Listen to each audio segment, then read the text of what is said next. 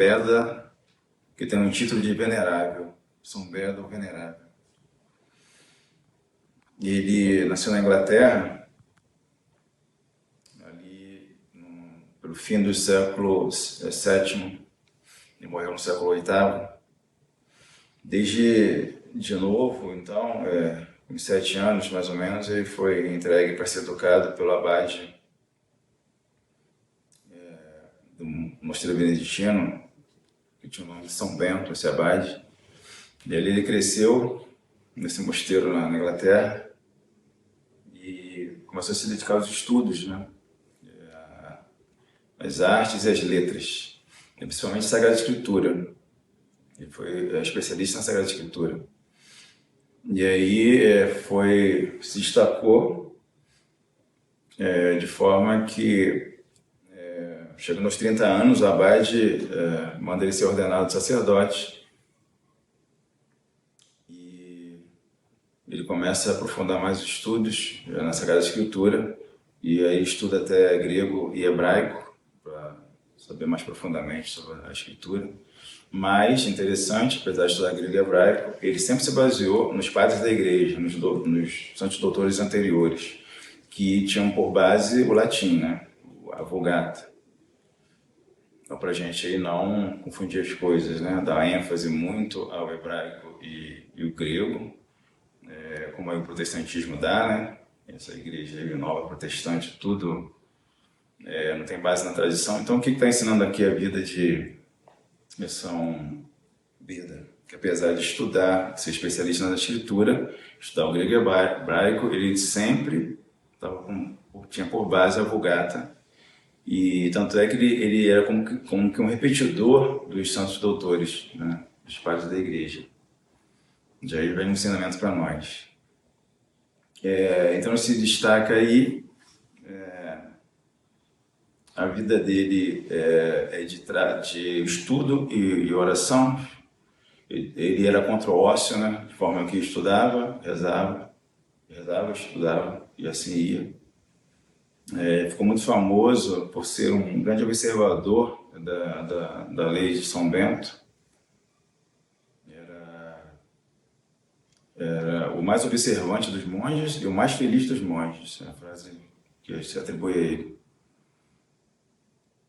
E assim ele começa a se destacar de forma que o bispo da cidade ali e pede para ele ser o intérprete, né, quem explica as escrituras, de forma que o Papa na época, São Sérgio, inclusive tinha vários santos ali, né, perto dele, né, o próprio abade que o criou, que o educou, São Bento, né, o nome dele, São Bento. E aí o Papa São Sérgio pensou em convidá-lo para ir para Roma, ir da Inglaterra para Roma, para que ele ajudasse nas questões difíceis de teologia em relação à Sagrada Escritura. E ele recusou também depois a ser abade, porque ele se destacava pelo conhecimento, né, da Escritura e pela virtude, né? Por isso que é o mais observante dos monges, por exemplo, que ele dava de vida, de virtude, né? Por isso que tinha força o seu ensinamento. Outro ponto aqui de ensinamento de São Beda, o Venerável. Não só pela força do intelecto, mas pela força do seu exemplo. Então foi tendo discípulos espelhados nele, discípulos também virtuosos e estudiosos. De forma que ele recusou ser abade para ficar mais focado, né, no estudo e não perder o foco ali da vida de oração. E aí começou a escrever vários livros. Outro ponto também interessante na vida dele: que tipo de livros? Livros que divulgavam a doutrina e defendiam a doutrina. E também livros que eram para emendar os vícios do povo, né? Para corrigir os vícios do povo. Então é sempre assim, doutrina e moral. Moral e doutrina. Essas duas coisas estão ligadas, né? Tem gente aí quer ser muito inteligente, né? Muito sabichão, mas na internet hoje em dia Aí tem que ver se tem a moral, né? Se tem a vida virtuosa. Nós estamos numa guerra, né, de narrativas, em tudo que é área de conhecimento. Aí chegam a meninada entra na teologia aí, né? E começa a crescer um monte de leigo falando de teologia. Essa confusão danada. Tem a ousadia de contra o sede-vacantismo, né? Ou seja, a ousadia de contra a igreja, a doutrina da igreja, a posição teológica da igreja. É muito triste. Então, esse povo tem que ter mais virtude, né? Tem que ter humildade, se dobrar à doutrina da igreja, que na situação atual é o sede-vacantismo.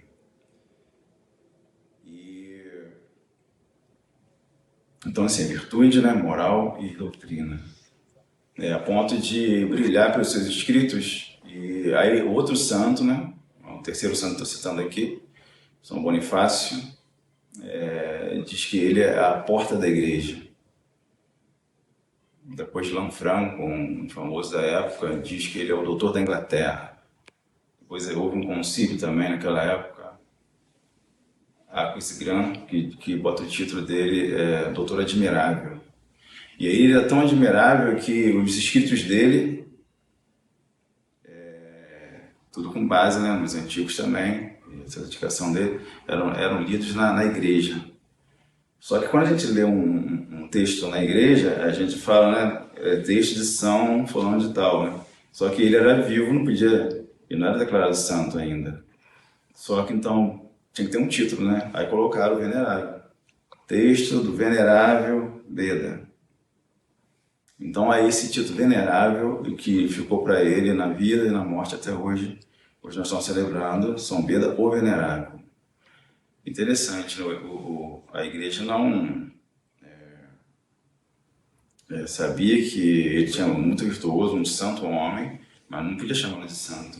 Ah, parênteses agora, hoje em dia estão botando estátua de Bergoglio, né? Que absurdo.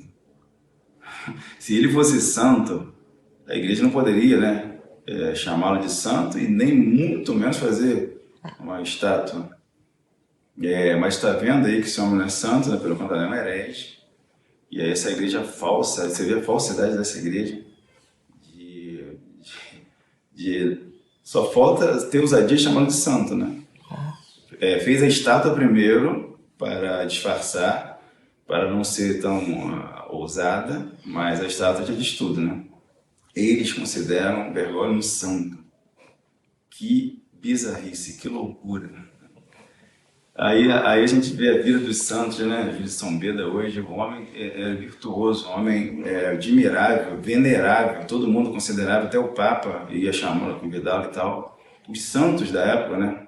Aqui o Santo Abade, que era o abade dele, o santo, que era o Papa da época, um Papa Santo da época, São Sérgio, e aí São Bonifácio, chamando ele a porta da igreja.